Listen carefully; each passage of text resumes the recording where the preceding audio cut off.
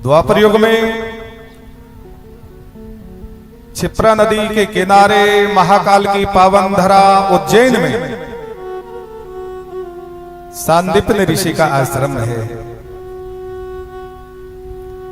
ऐसा बड़ा गुरुकुल है जिसमें सारे ब्राह्मण बालक, राजकुमार, क्षत्रिय बालक विद्या पढ़ने के लिए जाते हैं, जहां पर सारी विद्या एक जगह प्राप्त हो जाती है।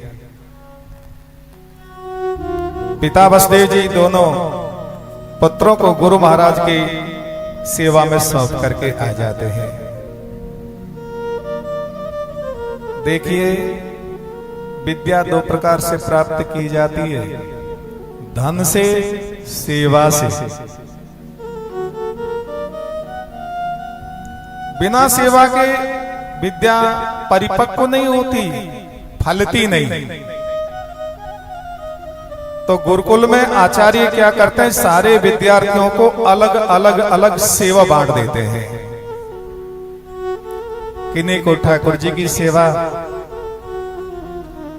किन्हीं को बाग बगीचे संभालने की सेवा, किन्हीं को गौ माताओं की सेवा, किन्हीं को भोजन बनाने की सेवा, किन्हीं को जंगल से सूखी समिधा लकड़ी लाने की सेवा।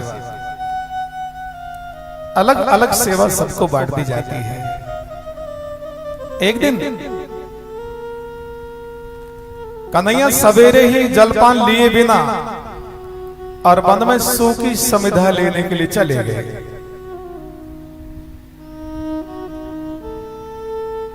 पीछे से गुरु माता ने विचार किया कि आज मेरा कन्हैया, आज मेरा कृष्ण भूखा ही चला गया। माँ बड़ी ममतामयी होती है, वात्सल्यमयी होती है। ब्राह्मण बालक सुदामा जो कृष्ण के मित्र है, गुरुकुल में उनका स्वभाव मिल गया, मित्रता हो गई। उनसे कहा, बेटा ये सेके हुए चना इनको ले जाओ, जब भूख लगे तो दोनों भाई आधा आधा बांट करके पा लेना। ये भागवत में नहीं, अन्य पुराणों से ये कथा ली गई है। अब भगवान ने लीला दिखाई, संकल्प किया, देखते देखते वर्षा होने लगी, ठंडी ठंडी हवा चलने लगी, सारा जंगल जिधर देखे जल ही जल देखने लगा। तो देखे जब सर्दी लगती है ना तो भूख भी जोर लगाती है। अब सुदामा ने विचार किया, कन्हैया को मैंने बताया नहीं, गुरु माता ने दोनों के हक के चना दिए हैं, यदि आधा बांट करके उनको दे दूंगा तो मैं भी पूर्ण नहीं हो पाऊंगा और वो भी भूखे रह जाएंगे। तो छिप करके पेड़ की ओट में चबाने लगे। भगवान तो अंतर्यामी है, भगवान की तो लीला है, उनसे क्या छिपा। तो देखिए, चना कितने भी छिप करके चबाओ आवाज आएगी, दांत बजने लगे। कन्हैया ने कहा, भैया क्या बात है, कैसे आवाज आ रही है? भैया पूछो ही मत, इतनी जोर की सर्दी लग रही है कि दांत बज रहे हैं। प्रभु मुस्कुराते हुए कहने लगे, मन ही मन में विचार किया कि जो दूसरे का हक उनको दिए बिना स्वयं अपने उपयोग में ले लेता, उनको गरीबी का योग आ जाता है। तो भाई का हक भाई को देना चाहिए। ये नहीं कि एक भाई सबल है, एक निर्बल है, तो सबल भाई निबल को दबा करके और ज्यादा धन ले ले, कभी सुखी नहीं रहेगा। इस कथा से सिद्धांत मिलता है। तो सुदामा ने दोनों के हक के चना को चबा लिया, गरीबी का योग आएगा प्रभु ने संकल्प किया, किंतु सुदामा को पता नहीं है। वर्षा रुकी, भीगी समिधाओं को लेकर के गुरुकुल में आए। ऐसे पावन लीला करते हुए एक दिन क्या हुआ कि सवेरे सवेरे कन्हैया दाऊ भैया स्नान करके और जल का लोटा हाथ में लेके सूर्य भगवान को अर्घ अर्पण करने लगे। संध्या बंदन से पूर्व जल चढ़ाया। अब गुरु माता ने विचार किया कि दोनों भाई पूजा पाठ से फ्री होंगे, उससे पहले गौ माता का दूध निकाल के औटा के ठंडा करके मीठा डाल के तैयार कर लो, दोनों को पिला दूंगी। गाय के नीचे बछड़े खोला, नहोना लगाया, बछड़े खींचा, खूंटे के बांध दिया और दूध निकालने लगी, दोहन करने लगी। उसी समय क्या हुआ, भगवान ने अपनी लीला का चमत्कार दिखाया। भगवान अपने भक्तों को बहुत अनेकों लीलाओं का दर्शन करा देते हैं। बछड़े ने जोर से खींचा, रस्सा टूट गया, गाय के नीचे दूध पीने लगा। अब गुरु माता के मन में थोड़ा कष्ट हुआ। एक हाथ से बछड़े के मुख को रोक रही, एक से दूध निकाल रही। कन्हैया को दया आई, दो हाथों से जल चढ़ाते रहे, दो हाथ और प्रकट किए, बछड़े को खींचा और खूंटे के बांध दिया। आज 4 भुजाधारी कन्हैया को मैया ने देख लिया और उनको विश्वास हो गया कृष्ण कोई साधारण बालक नहीं, स्वयं जगदीश्वर परमात्मा है।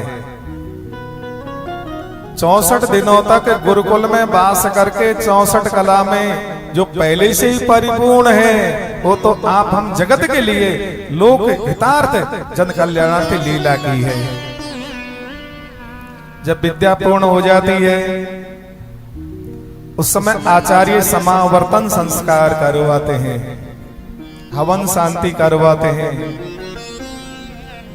और कहते हैं कि जिनको सदग्रस्त में जाना है, माता पिता की सेवा में रहना है, वो अपने घर चले जाओ। और जिनको आजीवन तपस्या करनी है, ब्रह्म का चिंतन करना है, संन्यास लेना है, वो यहीं पर वास करो। उस समय क्रम आता है गुरु दक्षिणा का। शिष्य गुरु के आचार्य के सानिध्य में रह करके जो सीखा वो तभी फलीभूत होती जब उनको गुरु दक्षिणा दी जाए, सेवा दी जाए। तो दोनों भाई सांदीपनि ऋषि के चरण पकड़ करने लगे, गुरुदेव जी आपकी कृपा प्रसाद से आपके सानिध्य में रह करके जो सीखा वो कैसे फलीभूत हो, आप हमें सेवा दीजिए, हम आपकी क्या सेवा करें, क्या आपको दें। आचार्य ने कहा कृष्ण है बलराम, तुम्हारी गुरु माता के पास चले जाओ, वो मांगे वो दे देना। तो दोनों भाई गुरु माता के पास गए और उनसे जाके निवेदन किया। तो जैसे ही शब्द सुना गुरु माता रोने लगी, बड़ी व्यथित हो जाती है और कहने लगे हे कृष्ण हे बलराम, मेरा एक ही बेटा था, इकलौती संतान। एक बार प्रभास क्षेत्र में समुद्र में स्नान करने के लिए गया, जल में डूब गया, लौट के आया ही नहीं। तो पुत्र के अभाव में तड़पती रही, विकलता बढ़ती रही। जब से आप दोनों आए, आपको ही पुत्र मान लिया और बेटा की याद को बुला दिया। यदि आप मुझे छोड़ के चले जाओगे तो पुत्र की याद आएगी। तो देना ही चाहते हैं तो मुझे यही आशीर्वाद दीजिए कि दक्षिणा में मुझे पुत्र को वापस लौटा दो। तो गुरु आज्ञा करी यसी, गुरु महाराज जो आदेश दें वो कल्याण के लिए देते हैं, करना चाहिए, श्रेष्ठ है। प्रभु प्रभास क्षेत्र में पहुंचे, समुद्र के जल में अंदर प्रवेश किया, गहराई में गए, पंच नाम का राक्षस मिला। प्रभु में युद्ध में उसको पछाड़ा। उनके यहाँ शंख मिला, शंख का नाम पांचजन, और शंख को लेकर के सीधे यमलोक पहुंचे और यमपुरी के द्वार पर 5 जन शंख को बजाया, शंखनाद किया प्रभु ने। शंख का ध्वनि सुन करके यमराज पूजा का थाल लेकर के अगवाने के लिए आया और कहा प्रभु मुझे आदेश दीजिए, मैं आपकी क्या सेवा करूं। भगवान ने कहा यमराज तुम्हारे लोक में मेरे गुरु महाराज के पुत्र की जीवात्मा से वापस लौटा दो। तो यमलोक से गुरु महाराज की जीवात्मा को लेकर के प्रभु आए, संकल्प किया, सुंदर शरीर प्रकट हुआ, जीवित हुआ और दक्षिणा के रूप में और गुरु पुत्र को मां को प्रदान करके आशीर्वाद लेकर के भगवान मधुपुरी मथुरा आए। बोले मथुराधीश भगवान की जय।